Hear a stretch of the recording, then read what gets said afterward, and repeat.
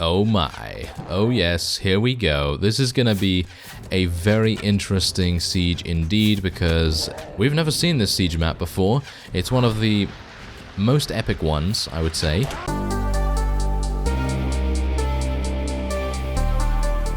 Hello Reformers, and welcome back to the last days. Now, when we left off, we had ventured into Gondorian territory, as we do have an Oath of Vengeance to complete. And I'm very much hoping that I'll be able to do that. It seems like it hasn't completed just yet. I mean, I have 136 kills right now, and it still seems like that is not enough. So I don't exactly know what's going on with that. Hopefully, we'll be able to get a couple of kills in this. I did rest for a little bit of time. That might be the reason why the enemy has a little bit less in the way of numbers, and otherwise we're gonna head in. And yeah, we do actually have a Lamadon party bearing down on us right now, so I'm a little bit worried about that, to be honest, because those guys, they mean business. They actually do a lot of damage. They will basically be able to destroy us without too many difficulties whatsoever, because they have those Knights of Lamadon, they also have those sergeants and everything, and they tend to be pretty difficult to eliminate in general, because they just have such great armor. And of course their horses and everything are fantastic too.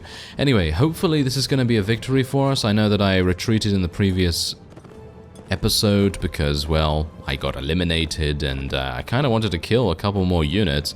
And I'm hopeful that we'll be able to utilize our units a little bit better here, because obviously I'm not the one commanding the majority of the forces here.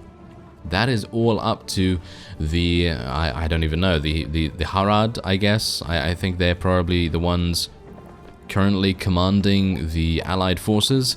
And yeah, hopefully we'll be able to do our fair share, so to speak. I mean, at the moment, we are running in to an absolute storm of arrows coming towards us, and that is not very good. No, it is not very good at all. I'm actually going to get my shield out, because I am not confident enough in thinking that the Gondorian archers are awful, and so they might actually hit me at some point, and that would not be very good. So we're just going to get our army over here, and I'm hopeful... Wait a minute.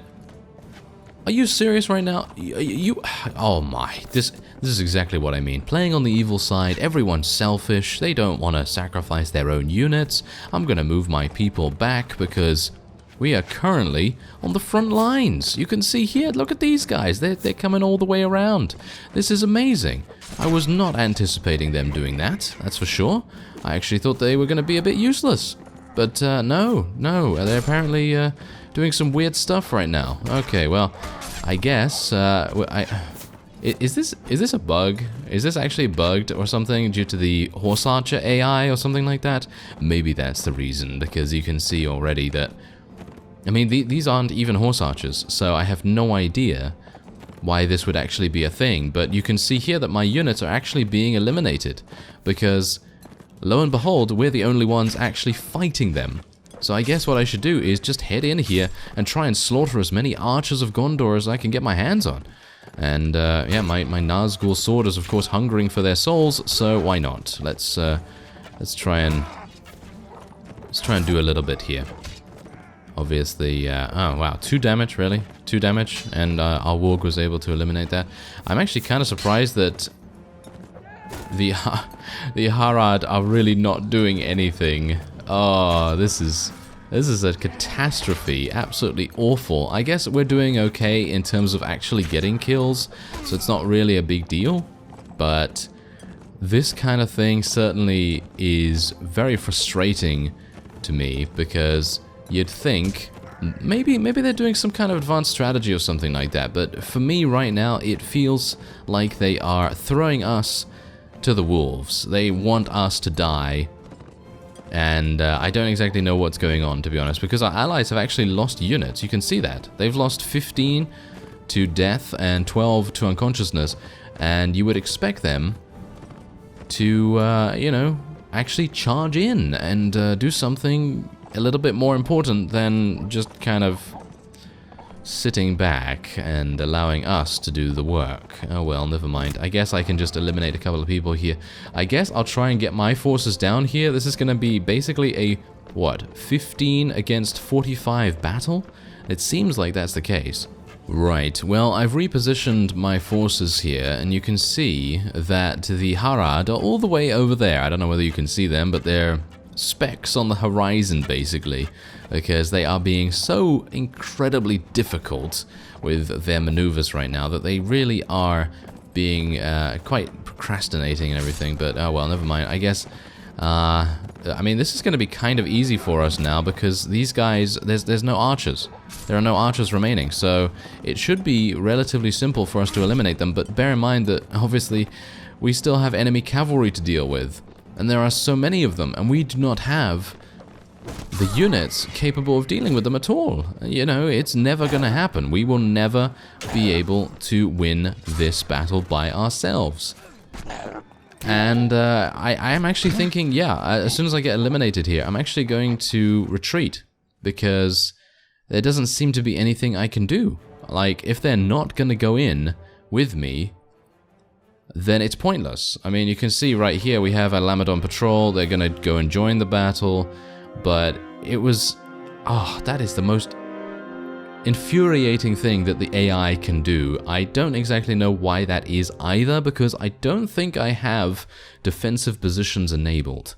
Right, so we have come to the realization that it seems like Harad is not going to charge at all. I entered 2 additional battles, and I tried myself to get the Gondorian units to charge by eliminating some of them on the outskirts. So I would, you know, pick off an archer here, or a, you know, foot soldier or something along those lines, and then just see whether the Gondorians were going to charge themselves, because I thought that might actually solve the issue. If the Gondorians charge, then Harad is going to need to respond in some way. But that doesn't seem to have made any difference. It just seems like the Gondorians eliminated the Harad archers. And that was it. They just eliminated their archers and then went back to whatever position they wanted to go in. And Harad sent their archers in as well. So it was Gondor sending their archers, Harad sending their archers, and their cavalry and infantry were just running around the outside of the map in concentric circles, basically. So they were just simultaneously on each side of the map. Now, what's currently going on here is I've waited on the world map, because obviously I got myself eliminated by running in against, you know, numerous enemies. And, well, basically, now we are up against Prince Imrahil himself. That's it. That's all we're up against right now, because the remaining Gondorians decided to leave. They decided to run away, and that is it.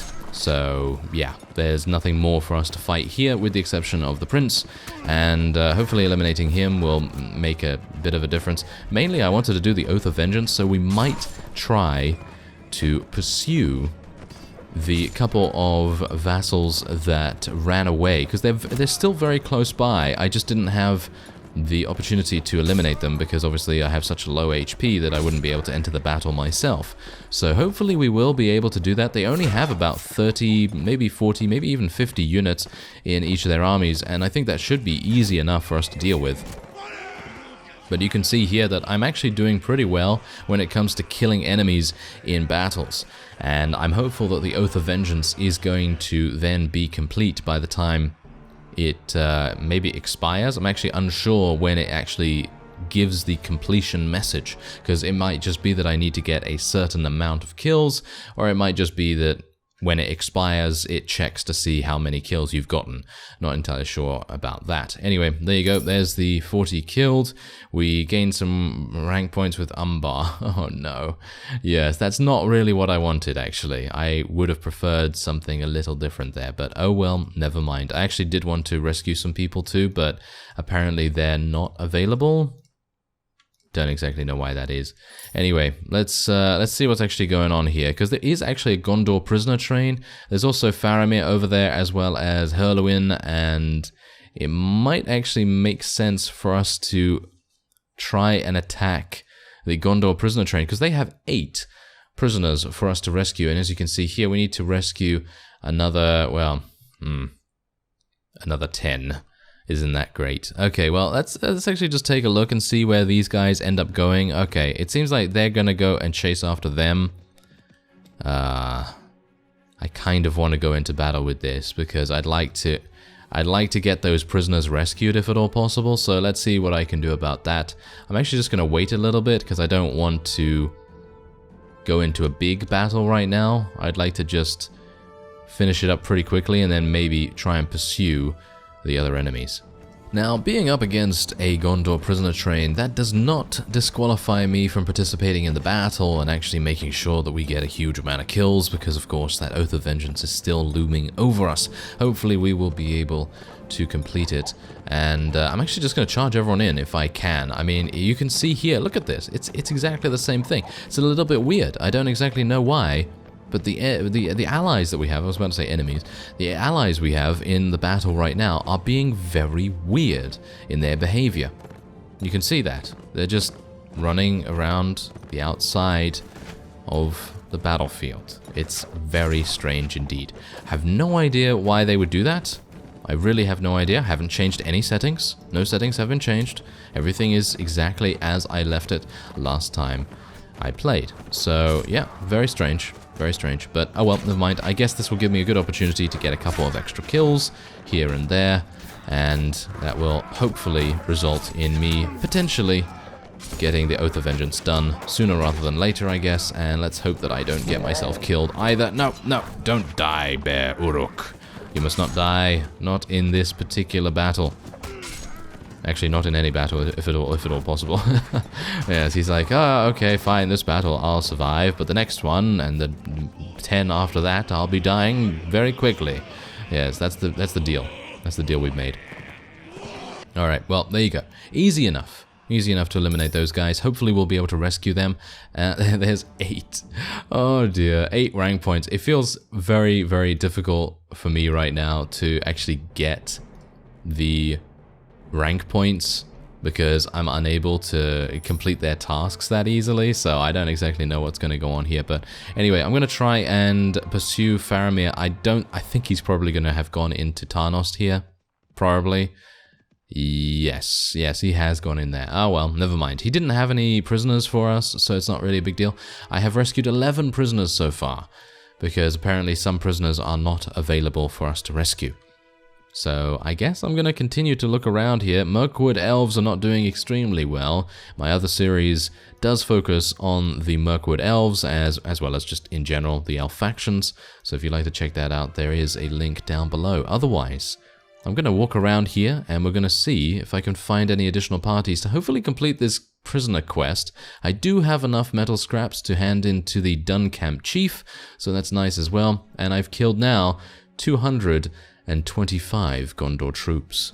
Alright, so we have now come down to nearby to the Corsair camp, mainly because if I went deeper into Gondor, all I was seeing was foragers, scout parties, things like that didn't have any prisoners available. However, this is no different. We are currently helping out a chieftain from Harad, I believe. Yeah, these are Harad units. And yeah, unfortunately, they don't have any prisoners, the enemy, but this guy was actually going to lose. He was actually going to lose this battle. So if we are able, winning this battle would give us a pretty sizable amount of rank points, or at least I hope that that's going to be the case. If I'm unable to get a good amount of rank points here, then I don't exactly know what I'm going to do, because as I say, I can't really find any places to rescue prisoners, and obviously fighting Gondorian units is a big deal at the moment due to the oath. But yeah, as I say, I'm kind of a little bit certain that we might have already completed it, because I think someone in the comments actually did mention doing an Oath of Vengeance, and I think completing it around 120 or so kills. Now, I'm not entirely sure, you know, whether it changes dependent on which oath you take, because maybe it depends on which, you know, which lord or something along those lines, you know, you interact with, which funeral pyre you interact with. So that might be a consideration, but that would make it pretty complex and a little bit complicated, and I'm not entirely sure if that, if that's how it's going to be. I don't think it will be, so who knows. But anyway, there is the victory. He's not going to give us any rank points, and only 3 relation? That is really weird. I have no... Why would he only give us 3 relation? He was about to be defeated. That's really strange. Alright, so considering I couldn't find any more prisoners to rescue in the general vicinity, I decided to come back to the Dunlander camp because I am running out of time to complete this quest, and I'd like to be able to get to, I think, rank 9 or rank 10, because I think someone in the comments did actually tell me that there is a fantastic one-handed sword from Dunlendings, amusingly enough, considering I actually didn't realize that that was the case. Anyway, we are gonna hand this in. 8 rank points. Oh, how great. Very nice. Oh well, never mind. Yes, okay. Now, the main reason why I cut back here is because what I'd like to do is, otherwise, apart from attempting to help out Dunlendings here, I would, if at all possible, like to head on over to HORNBURG, because apparently that is now under siege by Isengard, and I can assume it's going to be the final blow for Rohan. So, I think that that is exactly what's going on right now. I did get a message that Mog the Seven-Fingered was in a siege, or attempting a siege, at HORNBURG, and I've arrived just outside, and they have already gone in, so I suppose we'll be joining them, and maybe eliminating Rohan once and for all. I know that it would have been pretty cool to leave this siege for the last one, but I can't influence, well, technically I can kind of influence the AI and what it does, but I'd kind of like to let them do their own thing for, you know, sort of like organic, natural gameplay sort of thing. So yeah, anyway, what we're going to do here, I have no idea.